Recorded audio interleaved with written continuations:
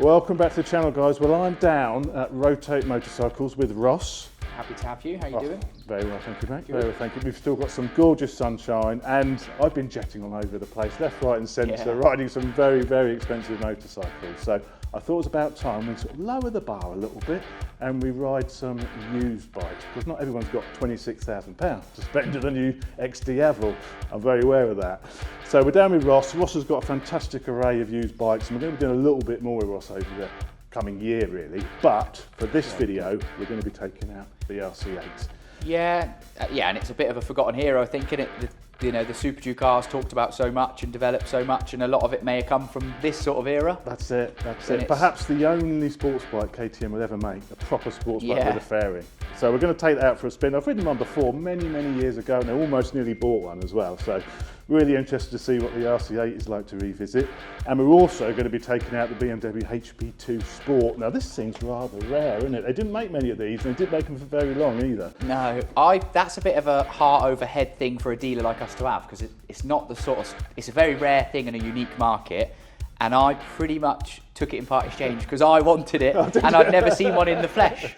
So yeah. It's the 1200 GS engine with the shaft drive and everything. Full carbon fibre. But in a sports bike with carbon fibre, sort of super bike is that is really interesting bike. So very cool. This is a pretty cool machine. So I'll be riding this in another video, but in this video it's going to be the RC8. So if you're interested in a little bit of RC8 action, set yourself down, make yourself comfortable, and chop some.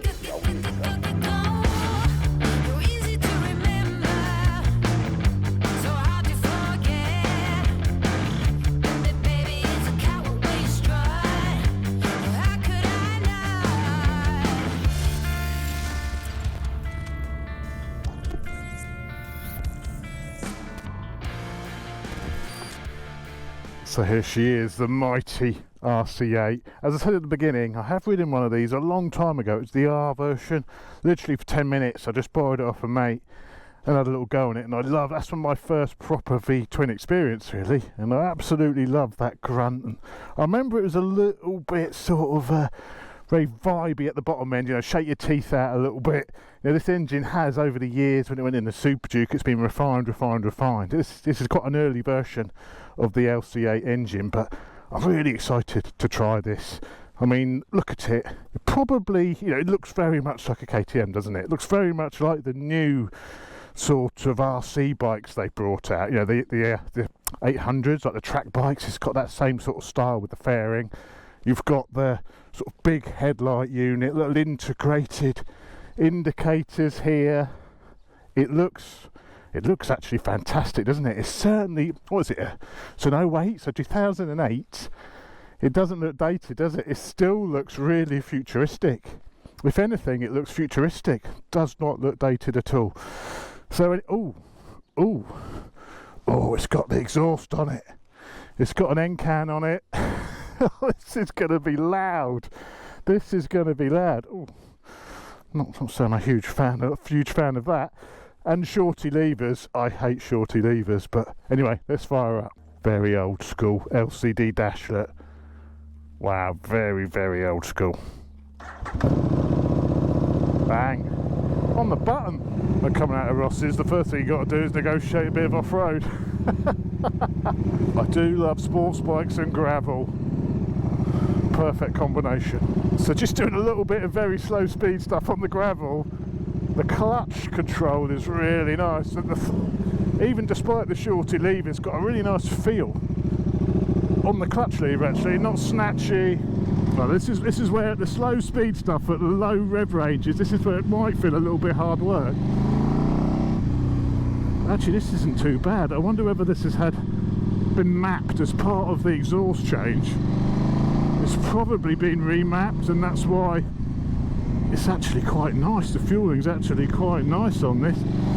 Maybe I've just got so used to all this Euro 5 stuff where it's all a compromise, that even on a big old V-twin, classic old LC8 with a proper fueling done, actually feels pretty reasonable, that does.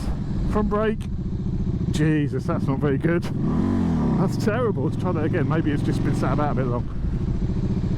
Oh yeah, that's not a very nice feeling front brake. Talk about wooden. So the RC8 Now this bike was sort of the only real big bore sports bike KTM ever made, and I can't think when it came out. This one's 2008. I think they stopped making it in 2013 or something like that.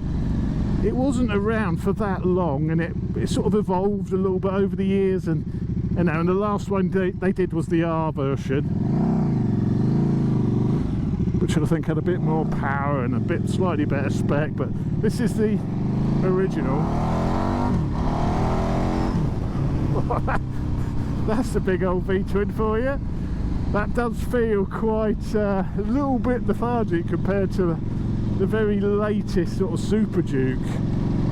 It could be the gearing, of course. This is probably geared, well, I think these do about 170, so it's probably geared completely different to the Super Duke. This is why the power delivery is probably going to feel a bit different.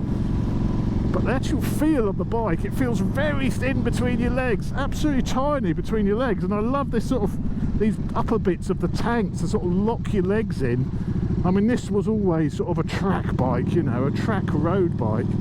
I wasn't made to race in any series or anything, I don't think. I'll do a quick shifter. No, none of that stuff. No electronics, not even ABS on this, completely analogue this bike.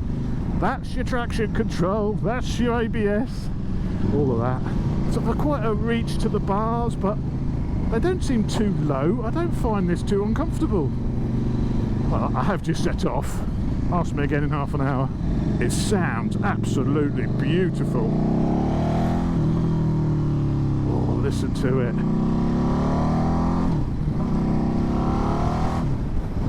It's quite vibey. There's a few sort of vibes through the whole bike.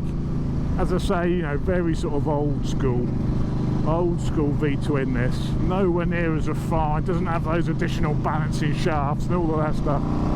Feels very raw, and there's nothing wrong with that. I think if you buy this sort of bike, maybe you want something which is a bit more raw, you know, no electronics, quite a, you can feel that engine, what it's doing. Yeah, I'm liking this already. These weigh about 200 kilos wet, so they're pretty light as well, these. You know, and 150 horsepower, I think. 120 newton meters of torque, something like that. So plenty of power, you know, for a V-twin, that's quite a lot of horsepower. And obviously loads of torque as well.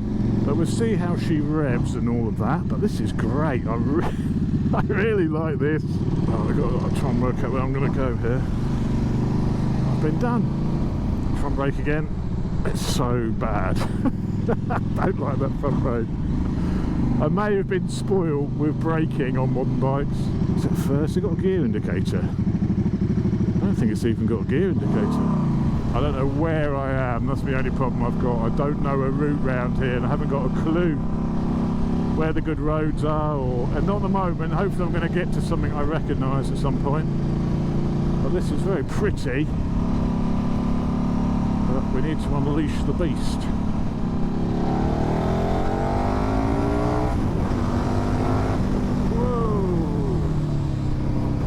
It's got plenty of shove.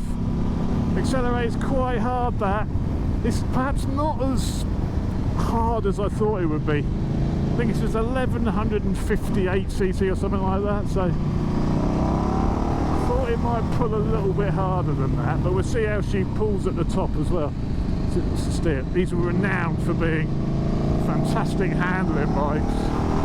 Oh, I like the rear seat. The rear seat sort of goes up like that, so you can push your back right, your ass right into the tail unit. I like that. Front brake, yeah, it's getting a bit better. Rear brake, it's getting better. Oh, this is great. This, I've got to fly my helmet now. Bugger off! Wow, it's got some shove. It's lovely when you accelerate, the way it pushes you into the tail unit, so you're fully supported. It's a bit like my H2 with like the cushions for the back of your ass. I like that a lot. At 30 mile an hour, it's a tiny little bit of on-off on the throttle response.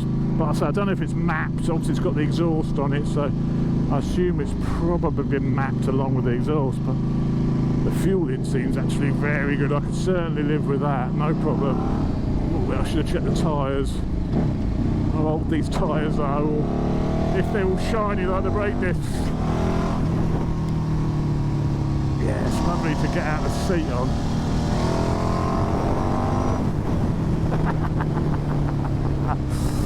Oh, this is great. This is absolutely great. Oh, a bit of the old manual blipping. You can't beat a little bit of manual blippage from time to time. Woo. Some nice twisties here. Stuck behind a smart car. There's nothing smart about that.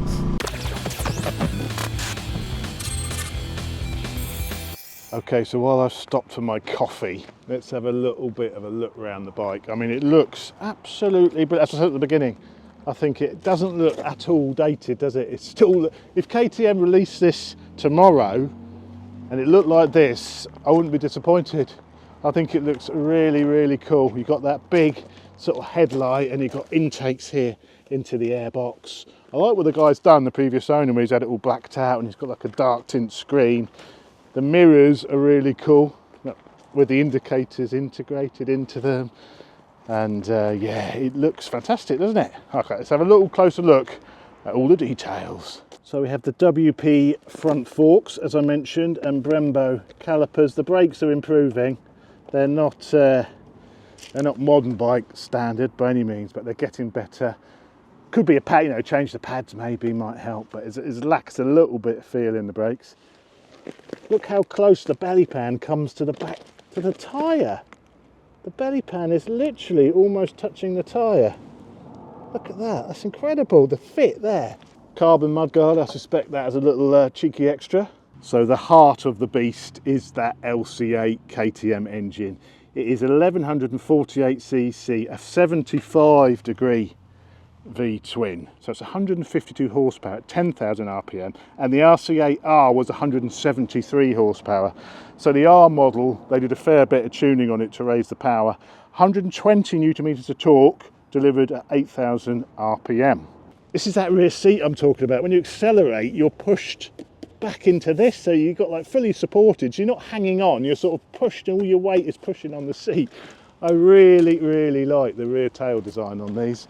I remember back in the day these were, you can imagine in 2008 how futuristic and funky these looked, and that's why I think they didn't sell massively well, because, you know, typical KTM fashion, their bikes are always sort of out there styling wise, aren't they? But I think today that looks really cool. I think the time, and it's appreciated, and I think that styling just looks really, really good.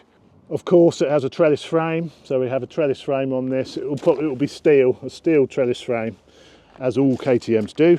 Not most of them, all of them, most of them. Underslung Brembo caliper, and I really like these sort of polished swinging arms back in the day. You know, we had proper swinging arms, proper aluminium anodised swinging arms. I absolutely love that. Bring back the anodised swinging arm, please.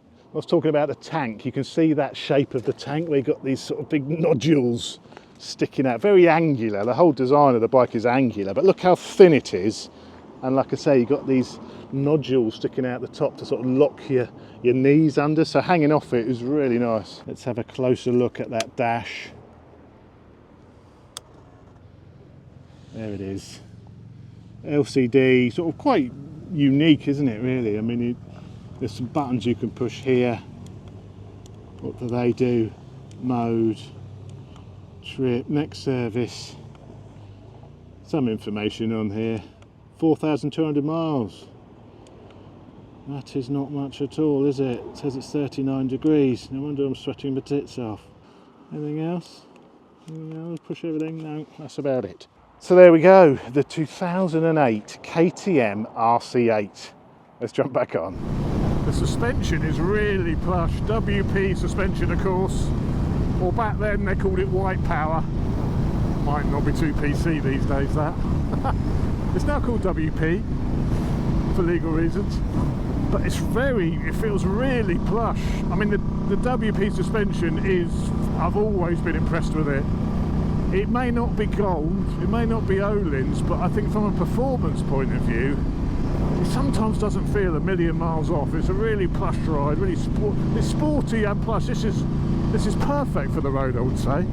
It's not jarring over any bumps.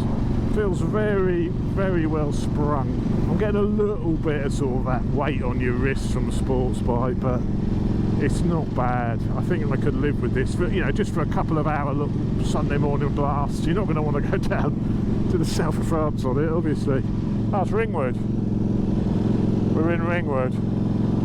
I don't know Ringwood very well at all. Well, this is very nice, but it's not really the test ride route I had in mind. Uh-oh, we got the coppers there. He's pulled out behind me now. Now I've got a policeman following me. Oh, am I going to get pulled over now? Oh, the last thing I wanted was a ride through town with a policeman up the bum. Oh, listen to that, orgasmic. So yeah, I'm impressed with the fueling. Pretty nice actually. I was expecting it to be a lot more lumpy than this. 2,500 revs. Let's do a little pull in third. That's alright actually. That's better than I thought it would be.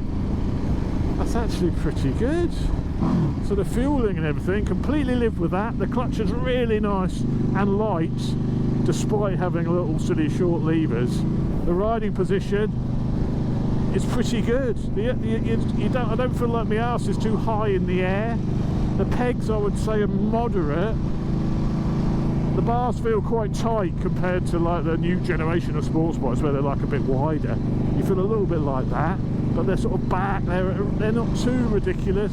I would have been going about 40 minutes, and yeah, I'm reasonably comfortable. I'm reasonably comfortable. The seat is quite thin, but I'm pretty much supported on it. A Ford Sierra. Have we gone in a time warp or something today? Lectures solicitor. They get through a few secretaries at that place apparently. If you go to sort of 2,000 revs, that's where you get all that V-twin character. Right, come in, please, please, please have some twisty roads in a minute, please. Front brakes are definitely getting better now, so must have just been some silicone spray on the discs or something. They're not great, you still got to pull them hard and there's not much bite and they're pretty wooden, but they are actually stopping the bike now, which is always a bonus. Can we see, go!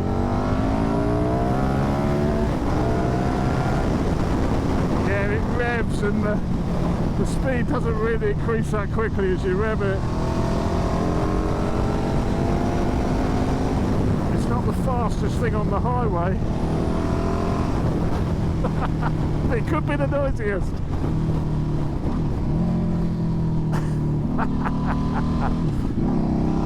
There is a lot of theatre with this.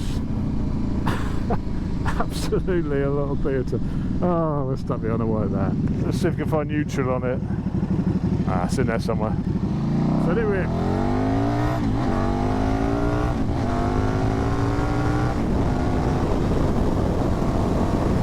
Let's put it through here. Nice and easy to move across the bike, easy to hang your leg out. Hey, it's a sports bike, it should be. A blipper would have been nice then. Slipper clutch is good though. Woo! Drive grunts.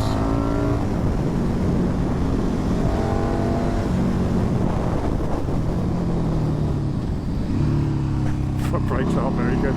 Oh, I'm all over the place on it. That's better.